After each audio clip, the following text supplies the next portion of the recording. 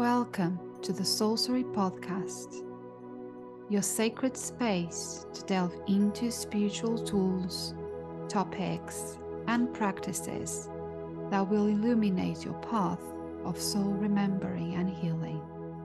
I'm your host, Ligia Costa, a soul guide, alchemist, soul writing coach, and the creator of the Trust Pathway. I'm deeply grateful to have you here with me. Together, we will embark on a profound exploration of self-discovery and healing, unlocking the secrets that lie within. Hello, and welcome to another episode of the Sorcery Podcast. Today, I would like to dive deep into what it means to live a soul-led life and how you can start embracing this very transformative journey. Many of us kind of yearn for a life that feels more authentic, where we can tap into our own intuition, when we can be ourselves without worrying about what other people think or what they will say behind our backs, and also to find meaning and purpose in our lives. And I think after the pandemic and all the lockdown, a lot of people start to realize that they wanted to live a life with more meaning, with more purpose. And a lot of people did life-changing decisions, like moving from the city to the countryside, or leaving a career to start their own business, or travel more once the lockdown restrictions lifted. And I think now more than ever, people are seeking this level of authenticity and freedom more and more. But even so, we often find ourselves feeling blocked, or feeling overwhelmed, or even burnt out and scared. I think, the fear, is that thing that stops us a lot from going after what we want. And so we are unsure still of where to start or how to navigate the path to a more soul-led life. And the truth is, the very struggles that we face are often the key to unlocking our true purpose. And I'm a true believer of this. I'm a true believer that nothing that ever happens in our life is a coincidence. It was all orchestrated by our soul before we were even born. And obviously we don't remember that now, but those soul contracts were made. Our soul made that contract. It picked the country that we live, that we were born, that we live now, if it's different. It picked our family, our parents, our experiences through our life, our partners, our children, and even the way we will die. I truly believe in this. And so the struggles that we have, we perceive that we have, and even the traumas that we endured, they have lessons there. They have something for us to take away from, and to not only allows us to grow as human beings, but also, and perhaps most importantly, to grow and ascend as soul beings. And so, by learning from our pain and transforming that pain into power, we can experience profound spiritual growth. But I believe that still a lot of people fall into the trap of believing that their struggles are here to beat them down, or to make their life miserable, or It's just they are not lucky, and they get stuck, unfortunately, in this victim archetype. And if there is not a willingness to heal that, or to understand at some level why those things happen, it's very easy for those people to carry on their lives believing the same and repeating the same patterns and repeating the same cycles in their relationships, in their environment, in their perceived luck with the experiences and situations, and surrender themselves with these narratives of the ego and get stuck in these shadow archetypes of the child and of the victim, which will keep them further and further away from their soul essence and therefore their soul's calling. And I'm saying this because I believe that each and every one of us has the capacity to live a soul-led life that is filled with abundant energy, with meaning, with purpose and magic. But again, it has to be there, and a willingness to see the possibilities beyond our current circumstances. And I'm not saying this is easy, obviously it's not, and I've been through my own set of struggles in life. If you go back to my trailer episode, I touch on my experiences with childhood abuse and with depression and with anxiety and the ectopic pregnancy and the grief that came from the loss of my dad. So I went through my own things, obviously, and I could have lived a life where I could have become an addict on some sort of substance, or have chosen a path that wouldn't enable my soul to evolve and me to evolve as a human being. So I believe that we all have choice, but also we all have free will. And that is the basis of our spiritual growth. So let's start by understanding really what exactly is to live a soul-led life. To me, a soul-led life is one that is guided by our intuition, where we can consciously choose to transform and to upgrade ourselves, and where we authentically express who we are. A soul-led life is a life where we share our unique soul gifts, and that we recognize that making a higher purpose impact doesn't always require global recognition. That you don't need to impact the whole world to make a difference in the collective. That it begins within our homes, within our local communities, and especially within ourselves. And to make the impact that the world needs, we must first tap into our own power. How can we try and impact the world from within our homes or within our communities if we don't know what power we have, the gifts, the passions, the skills that we have, right? Because when we feel energized and joyful and calm and abundant, we become a catalyst for profound change. We become a powerhouse for change. And these shifts within us will create a ripple effect that will influence the people we come into contact with, being our family circle, our friend circle, the people we work with, our neighbors, the community we live in, the church we go to, and ultimately the world in itself because of the ripple effects. So what is it that holds us back then from choosing a life that's lived in this way, that is soul-led, despite being so attractive?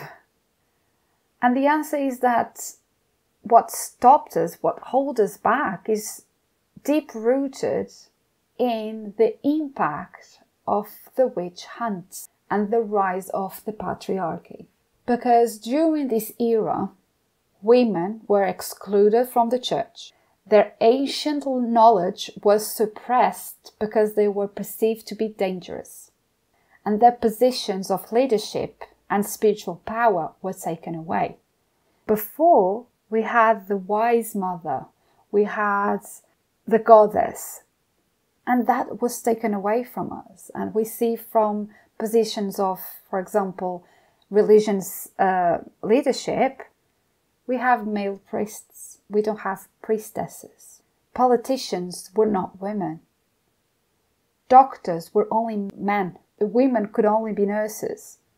And even positions as midwives were condemned because women were accused of being witches if they shared their wisdom, if they shared their gifts, if they tried to heal others, and some they were burned at stake. So this great forgetting that was enforced by the patriarchy caused a collective trauma, caused PTSD and brainwashing, and is carried on our DNAs. If you think about it, the witch hunt happened in the 1700s and 1800s. How many ancestors did we have? Think about your mother, your grandmother, your great-grandmothers, your great-great-great-grandmothers, and the times in history that they lived, and how the patriarchy worked, and how they, for instance, lived through wars or collective suppression, and how they were impacted, and how that impacted the generations that came after them. Because it's proof that generational trauma, or intergenerational trauma, or ancestral trauma, is passed on 7 generations. So go back 7 generations. This lack of confidence that you feel, this fear of speaking up your truth, of showing up as your true self, these are still remainings of the trauma that your ancestors went through and that was passed on to you. And so women have to learn to suppress their intuition and their gifts and not live a soul-led life because they had to follow what the patriarchy wanted. And so for us, even in this age, we still struggle to be fully who we are and express fully who we are and what we believe. And that is what is holding us back from choosing a soul-led life. And it holds us back on an unconscious level because we carry this karmic trauma within our souls. And it still impacts us to this day. And what happens is our aspirations suffer. We often feel ashamed to express our desires and our dreams. And instead, we live under the narrative of, I should do this, or rather than, or I want. Our mindset is still affected, leading to low confidence and imposter syndrome. Our self-worth, it's still attached to our actions and our busyness, to our male energy. We know that we have these polarities within us, and we have the feminine and the masculine, and we are still attaching our self-worth to what we do and how busy we are, rather than it being rooted in who we truly are, in our feminine energy. And we often live our lives trying to please others, relegating our own desires, putting other people's needs first, leaving our dreams in the back burner. Does this sound familiar to you? And perhaps most significantly, this intergenerational and ancestral trauma affects our trust. And we still feel that we need to compete with other women. We still feel deeply when other women betray our trust.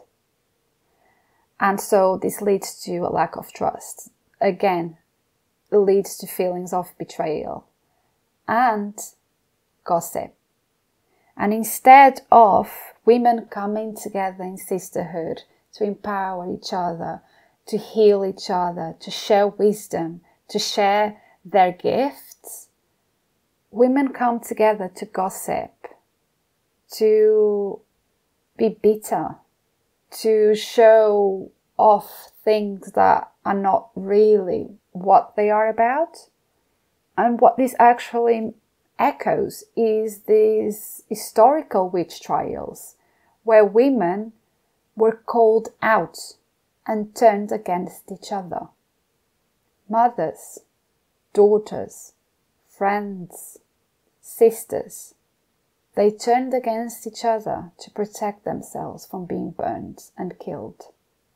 And yet within us lies this forgotten power and magic that our ancestors used to share in their sisterhood circles. But now it's just waiting to be rediscovered. And it is important to recognize that all the tools that we need to live a soul-led life are already within us. We already have everything that we need. And slowly but surely, as a collective, we are starting to remember who we used to be, who we are, our power. And we are returning to our roots. And you can see this, you can witness this actually by, the rise of women's circle across the country or around the world, the yoga communities, the rise of the herbalism, and this growing acceptance of divination tools such as crystals and oracle cards and tarot. There is this big acceptance now, actually this new age trend around it. So we have the freedom and the power now that our ancestors didn't have back then. They endured pain and betrayal and death. So we now can rise in our power and heal the collective. And that starts by living a more soul-led life. And how do you do that? Well, you don't need much. As I said, everything, all the tools that you need are already within you. And only starts by creating space for silence and spending time with your soul every single day. You just need to commit to a daily soul practice that resonates with your soul and hold a vision of what you truly desire. Consciously choosing to release old beliefs and old stories that no longer serves you, that are holding you back all this time.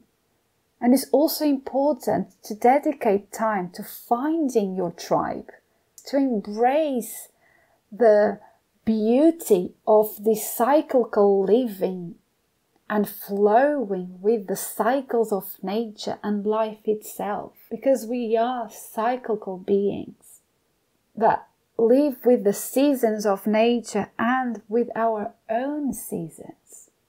That's all you need to choose and to commit.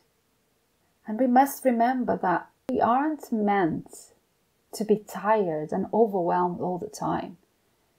Our soul didn't reincarnate for that. We didn't reincarnate to feel like we have nothing else to give, nothing important to live for. Again, we are cyclical beings. We are so connected with nature. We expand and we contract within nature, kind of mimicking a heartbeat. Expanding and contracting, expanding and contracting. And in the same way, our lives go through these periods of growth, which is the expansion, and moments of hibernation, which is the contraction. We go through pain, which is the contraction, and the breakthrough, which is the expansion. And so it is through this ebb and flow that we truly thrive and that we can transform our lives in rhythm with our bodies and the world around us. living in a more soul-led way, that it's aligned with our desires and our needs and our cycles, and not rushing the process. Because actually, by slowing down, we find ourselves moving forward faster, living a life that is truly soul-led rather than rushed and pushed for a destination. And before we finish this episode, as usual, I pulled a card from my Trust journaling deck. And the card I pulled intuitively was from the Thrive suite. And the soul inquiry is, how do I know when I'm living in alignment with my purpose? How do I know when I'm living in alignment with my purpose? And the affirmation is, love will guide me home. Love will guide me home. Oh my God, isn't this so on point with what we talked about? I created this deck, but I always get amazed every time I pull the card, and it relates so much with what I'm sharing or I'm feeling. And that's part of living in intuition and letting our intuition guiding us. If you are interested in purchasing a Trust journaling deck, I still have 2 decks in stock on my website, www.ligiacosta.co.uk. I still have 2 decks available, and I also have the same deck but in digital form, where you can download the Deckable app on your phone or your iPad. It's available for Android and Apple as well. And you can download the app and purchase the deck.